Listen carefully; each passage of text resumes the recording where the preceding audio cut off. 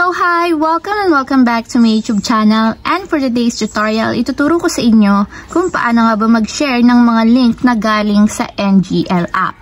But first, subscribe to my channel and don't forget to hit the subscribe button and the bell to notify you for my new updates. And if you want to learn more, just keep on watching and let's start! So ayan guys, for today's video, gagamit lang tayo ng NGL application. So make sure guys na nakalagin yung account ninyo dito sa NGL. So i-open ko na yung aking NGL account. Then after dyan guys, pagka-open, kung mapapansin nyo, lalabas na dito yung iba-ibang mga messages na pwede nating ilagay sa ating story. So meron ditong send me anonymous messages, meron ditong confessions, meron ditong 3 words described anonymously, meron ditong if you could change anything about me, what would it be?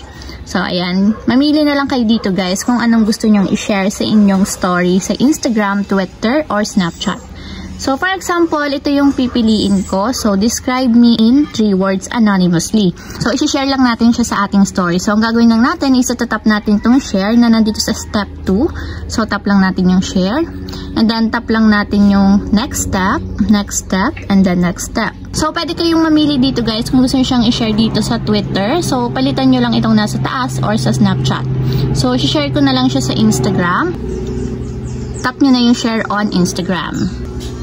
So, ayan guys, ganito yung mag-a-appear sa ating Instagram. Automatic kasi guys, kapag sinare natin siya sa story ng IG, makakopy yung link nitong NGL. So, kailangan ma-paste natin dito yung link ng 3 words. So, paano nga ba natin may ilagay yung link dito sa ating story? So, ang gagawin lang natin is itatap natin itong add button. So, tap lang natin. Then, after nyan, scroll down lang natin and hanapin natin itong link. Then, itap. Then, after nyan, dito sa add link, ipipaste lang natin yung link na kinapin natin kanito or yung story ng words. So, ayan, dapat ganito yung itsura. Then, kapag okay na, tap natin yung done. And, ayan guys, ito yung link na kailangan nating ipaste dito sa may arrow. So, medyo palalakihan ko lang siya. And, dito natin ipapwesto. So, ayan guys, ganyan yung itsura niya kapag nag-my day tayo. So, once na kinlik nila itong link na to, automatic mapupunta sila dun sa inbox or sa messages ng ating NGL. So, kapag okay na guys, itap na natin yung share button para ma-post at ma-share na siya sa ating story ng Instagram at Facebook.